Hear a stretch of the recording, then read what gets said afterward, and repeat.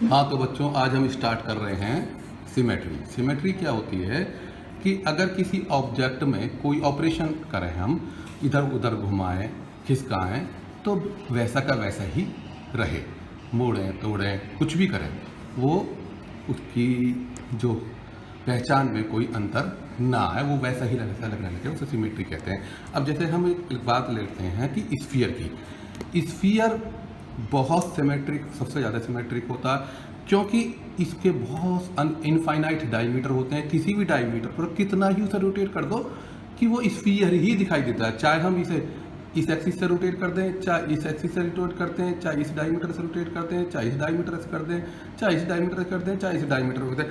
ऐसे इसमें infinite diameters होते हैं जिन पर कितना ही रोटेट कर लें वो स्फीयर सेम दिखाई देता है। तो स्फीयर सबसे ज़्यादा सिमेट्रिकल होता है। उसके बाद करते हैं क्यूब की सपोज करो दिस इज क्यूब एंड इसके सेंटर में एक इमेजिनरी लाइन खींच दें जो उसके अलोंग अगर हम इसको 90 डिग्री घुमाएं तो ये वाला पॉइंट यहाँ जाएगा, ये वाला यहाँ जाएगा, ये वाला यहाँ जाएगा, ये वाला यहाँ जाएगा, और ये सारे एक से ही पूरी क्यूब वही की वही नजर आएगी कि 90 डिग्री पर घुमाने पर वो, क्योंकि इसके 4 कोने हैं तो वो वही की वही आ जाती है।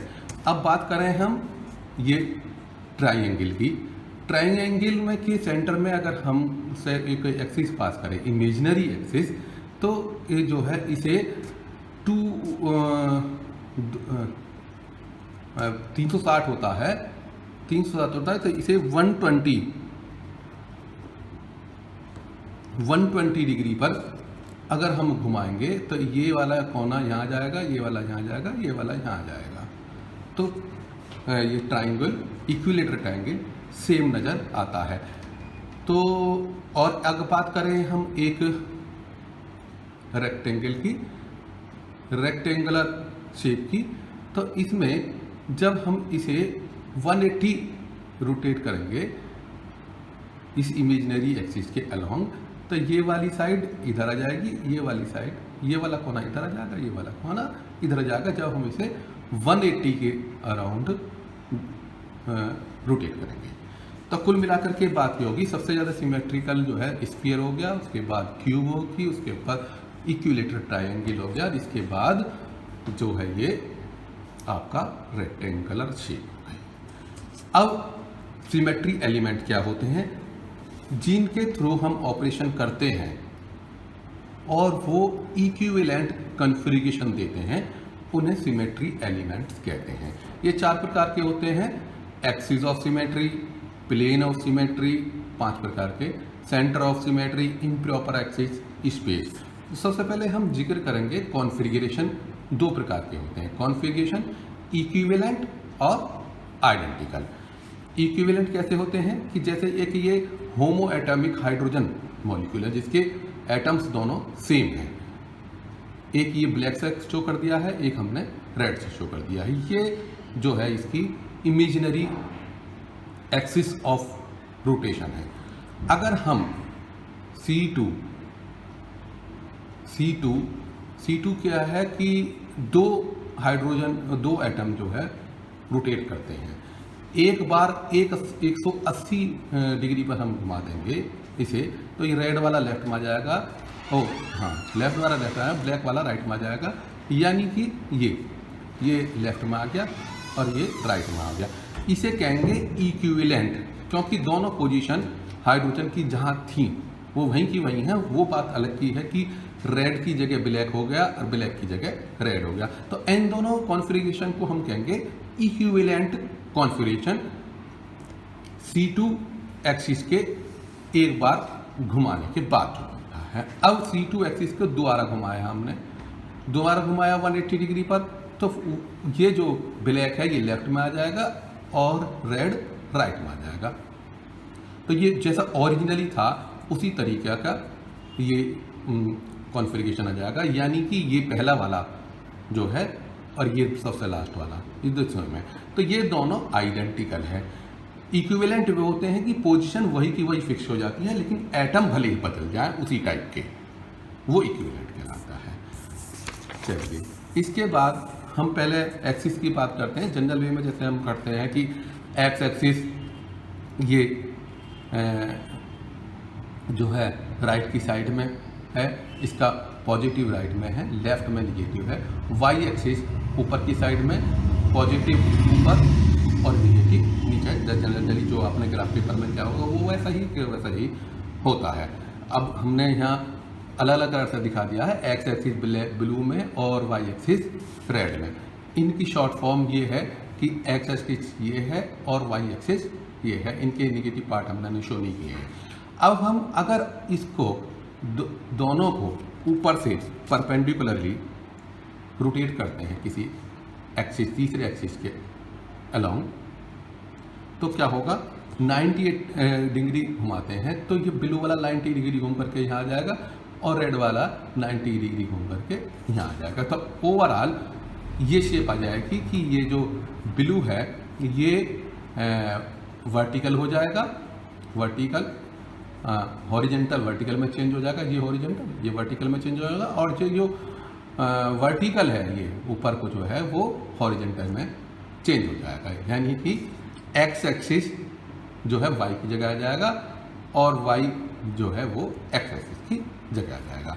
अब बात करते हैं कि ये जो एक्सिस हैं हमारे एक्स और वाई, इनको अगर हम 180 पर रोटेट करते हैं, 180 पर ये रेड वाला 180 पर इसके अपोजिट साइड में आ जाएगा यहाँ, और ये ब्लू वाला ये एक्स एक्सिस घूम करके अपनी अपोजिट साइड में आ जाएगा 180 रोटेट होने के बाद।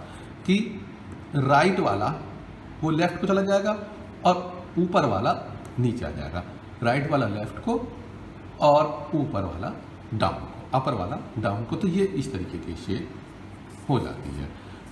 टीडीएस सिस्टम में क्या करते हैं हम कि एक्स राइट में और वाई अप साइड में और जेड इन पेपर के परपेंडिकुलर, इसे शो कर रखा है इस तरीके से, लेकिन ये एक्चुअली इस तरीके होगा जैसे कि पेन होगा।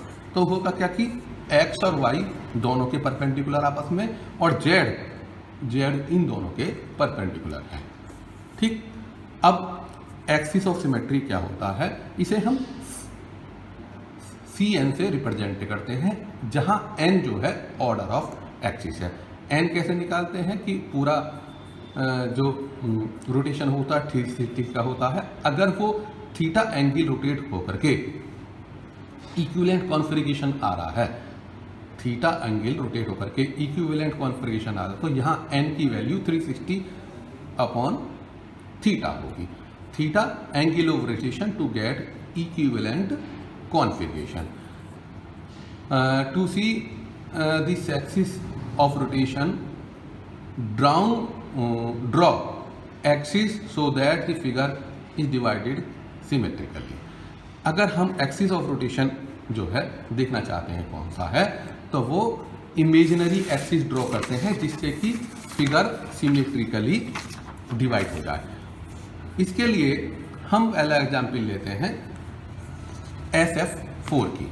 SF4 सल्फर जो है हमारा एटम वो सेंटर में है, एक फ्लोरीन एटम ऊपर, एक फ्लोरीन एटम नीचे, एक फ्लोरीन एटम इन दोनों एक्सिस के बीच और एक फ्लोरीन एटम ये जामनी वाला इन दोनों के एक्सिस के बीच। तो अगर हम बात करें कि हम इसमें ये 4 हैं तो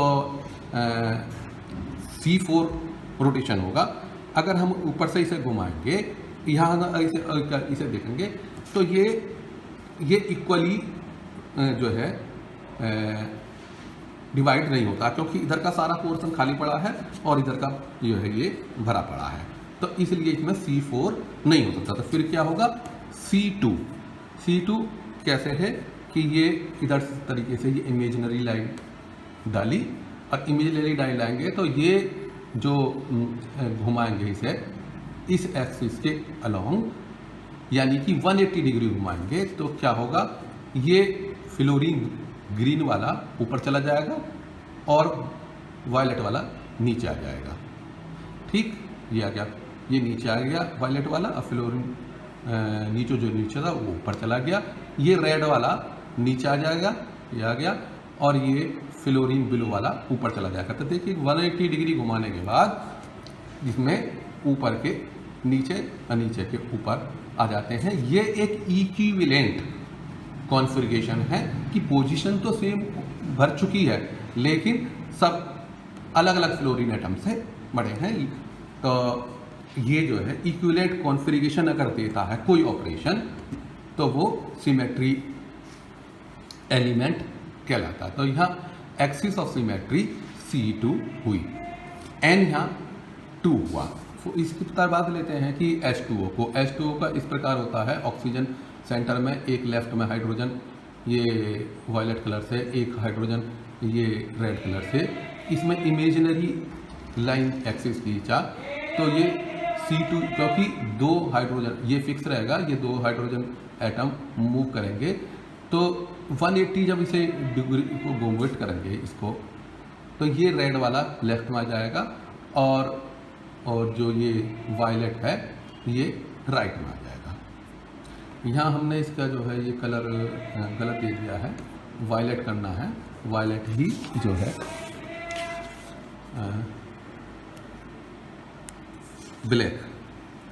ब्लैक होना है, तो इसे ब्लैक ही कर देते हैं जिससे कोई कंफ्यूजन ना पैदा हो।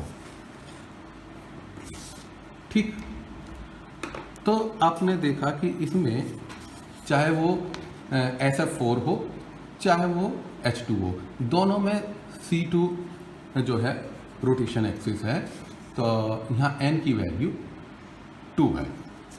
अब चलते हैं एक NH3 मॉलिक्यूल पर। NH3 मॉलिक्यूल इस प्रकार है, नाइट्रोजन जो हमने ग्रीन कलर से दे रखा है वो ये नाइट्रोजन है, हाइड्रोजन एक रेड में है, एक ब्लू में है, एक वायलेट है, और एक जो है ये लॉन पेयर है ये ऊपर की साइड में। तो ये इसकी शेप जो है प्राइमेडिकल ट्राइंगुलर प्राइमेडिकल है। तो ये जो है लॉन पेयर ये ऊपर की साइड में है। ये तीनों जो है ये 360 डिग्री में डिवाइडेड है इनका। तो इसका मतलब 360 में डिवाइडेड है, तो इनका एंगल ऑफ रोटेशन 120 डिग्री हुआ। कि जब हम, तो यहाँ ये नाइट्रोजन फिक्स रहता है और ये तीनों रोटेट करते हैं। एक बार C3 ऑपरेशन लगाने के बाद, रोटेशन लगाने के बाद, 1 का मतलब एक बार, क्या होगा कि ये जो वायलेट है वो यहाँ आ जाएगा ब्लू की जगह, ये आ गया, और ये ब्लू रेड की जगह आ जाएगा, ये आ गया ब्लू रेड की जगह, और ये रेड जो है वायलेट की जगह आ जाएगा, रेड वायलेट की जगह 120 डिग्री रोटेशन लगाने के बाद। तो ये ऑर्डर जो होता है वो नंबर ऑफ रोटेटिंग एटम्स होता है, लेकिन ये हेट्रोडायनेमिक मॉलिक्यूल के केस में नहीं होगा, जैसा कि HCl। H2 में तो हो जाएगा कि दोनों के बीच में एक बॉन्ड होता है दोनों हाइड्रोजन के बीच में, तो बीच में इमेजिनरी एक्सिस जो है डाल देंगे और वो जो है हमारा हाइड्रोजन एक इधर आ जाएगा और एक दूसरी साइड में आ जाएगा। तो ये हो गया सबसे अच्छा तरीका N निकालने का, C के N निकालने का। जितने हाइड्रोजन एटम रोटेट, जितने एटम्स जो है रोटेट करते हैं वो N ही होता है, बहुत ज़्यादा बारीकी में जाने की ज़रूरत न होगी। अब आती है वो रोटेशनल एक्सिस होता है, वो एक्सिस ऑफ रोटेशन आपने जो है देख लिया। अब जो है इसमें भी एक होता है प्रिंसिपल एक्सिस, एक होता है सब्सिडरी एक्सिस। प्रिंसिपल एक्सिस ये होता है, जैसा कि हम ये टेट्राक्लोरो प्लेटिनेट का एग्जाम्पल लेते हैं -2 का। तो इसमें क्या होता है, एक तो ये इसका शेप इस तरीके की है, सेंटर में प्लेटिनम है और ये क्लोरीन अपनी 4 पोजीशन पर इस तरीके से है, 90 डिग्री के बीच का इनका गैप है। तो ये एक जो है एक्सिस इमेजिनरी लाइन, इसके परपेंडिकुलर जो है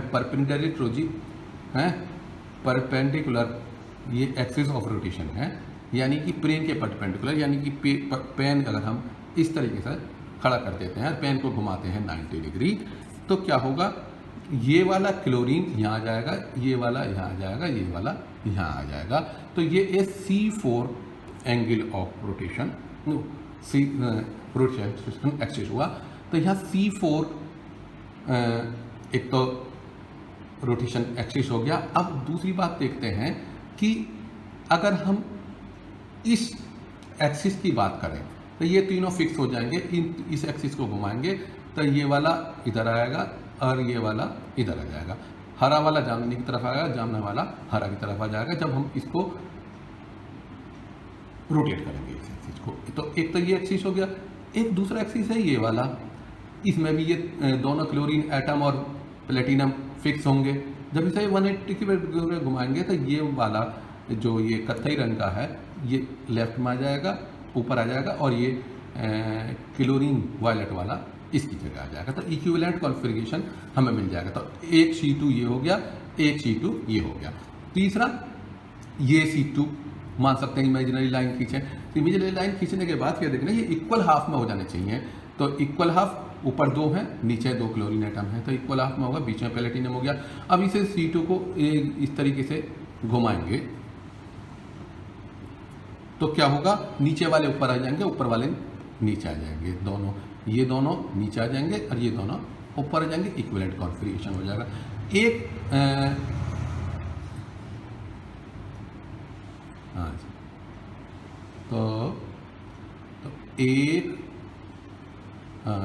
2 इसे ये जो है ये वाला भी C2 ही, क्योंकि C4 तो ऊपर की साइड वाला हो गया।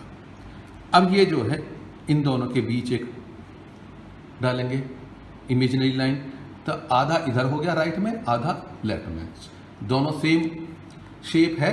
तो एक C2 ये हो गया। ये चार सीटें हो गए, 1 2 3 और एक ये 4। ये चारों C2 जो है परपेंडिकुलर हैं इस पेन के G4 के। तो एक तो C4 हो गया। तो जो हाईएस्ट ऑर्डर वाला होगा उसे प्रिंसिपल एक्सिस बोलते हैं, और जो परपेंडिकुलर C2 हैं उन्हें सब्सिडरी एक्सिस बोलते हैं। एक ध्यान देने की वाली बात है, या तो ये परपेंडिकुलर एक्सिस होते नहीं है किसी में, अगर होते हैं तो अगर C4 है जो ऑर्डर है प्रिंसिपल एक्सिस का, उतने C2 होते हैं। यानी कि यहाँ क्योंकि C4 है, ऑर्डर 4 है, तो इसका जो परपेंडिकुलर जो होंगे 4C2 होंगे। ठीक, या तो ये परपेंडिकुलर वाले एक्सिस होंगे नहीं, रोटेशन एक्सिस अगर होंगे तो जितना ऑर्डर होगा उतने C2 परपेंडिकुलर एक्सिस होंगे, उन्हें सब्सिडरी एक्सिस होंगे बोलते हैं। अगर किस ऑर्डर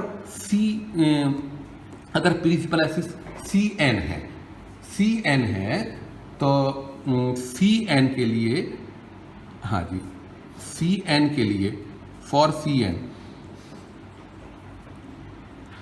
CN या तो सब्सिडरी एक्सिस होंगे, नहीं होंगे तो NC2 होंगे जो कि परपेंडिकुलर होंगे।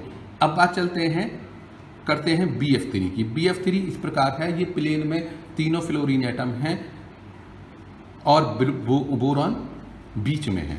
बोरॉन बीच में है तो ये जो परपेंडिकुलर एक्सिस ऑफ रोटेशन है वो पेन होगा। ये पेन क्या होगा, ये एक्सिस ऑफ रोटेशन होगा जो कि प्रिंसिपल है, जो होगा कि 3 रोटेशन वाले एटम हैं, 3 फ्लोरीन एटम हैं, तो ये C3 प्रिंसिपल एक्सिस होंगे। अब बात करते हैं, अब जो है अगर मान लो परपेंडिकुलर इस प्रिंसिपल एक्सिस के परपेंडिकुलर अगर C2 एक्सिस है तो सीधी बात है वो 3C2 ही होंगे। अब जो है हम चेक कर लेते हैं कि अगर मान लो ये वाला फ्लोरीन एटम के साथ अगर हम एक इमेजिनरी लाइन खींचते हैं तो एक फ्लोरीन एटम ऊपर है, एक फ्लोरीन एटम नीचे है। अब जब इन्हें 180 पर घुमाएंगे तो ये ब्लू वाला रेड की जगह आ जाएगा, रेड वाला ब्लू की जगह आएगा, तो C2 परपेंडिकुलर एक्सिस हो गया, क्योंकि प्रिंसिपल एक्सिस तो ये पेन वाला है, जो पेन घूम रहा है ऊपर पेपर के ऊपर, तो ये तो प्रिंसिपल एक्सिस C3 हो गया। और ये इस अब जो है इस BF बॉन्ड को अगर हम एक इमेजिनरी, तो हम बता रहे थे इस BF3 में एक्सिस ऑफ रोटेशन C3 है कि ये पेन जो है ये परपेंडिकुलर, ये एक्सिस ऑफ रोटेशन है। ये तीनों फ्लोरीन एटम जब मूव करते हैं एक दूसरे की पोजीशन ग्रहण करने के बाद ये 120 डिग्री जब घूमेगा तो तीनों आप एक दूसरे की पोजीशन को पा करके एक इक्विवेलेंट कॉन्फ़िगरेशन देंगे, तो ये C3 एक्सिस प्रिंसिपल एक्सिस होगा। और अब ये देखते हैं कि इस प्रिंसिपल एक्सिस के परपेंडिकुलर ये BF है, तो जब ये की इमेजिनरी लाइन ये डालेंगे हम, तो ये इमेजिनरी लाइन ये इस फ्लोरीन एटम से, तो एक फ्लोरीन एटम ऊपर एक फ्लोरीन एटम नीचे, जब 180 डिग्री घूमेंगे तो ये फ्लोरीन रेड वाला ब्लू पर आ जाएगा, ब्लू वाला रेड की तरफ आ जाएगा, तो इक्विवेलेंट कॉन्फ़िगरेशन हो जाएगा। तो C2 परपेंडिकुलर एक्सिस भी है। हमने बताया कि अगर परपेंडिकुलर एक्सिस है C2, तो जो ऑर्डर है उतने C2 सब्सिडरी एक्सिस होंगे। तो इस BF3 में एक तो C3 हो गया प्रिंसिपल एक्सिस और 3 C2 हो गए सब्सिडरी एक्सिस, जो कि सब्सिडरी एक्सिस की कंडीशन ये है कि वो परपेंडिकुलर जरूर होना चाहिए प्रिंसिपल एक्सिस के लिए।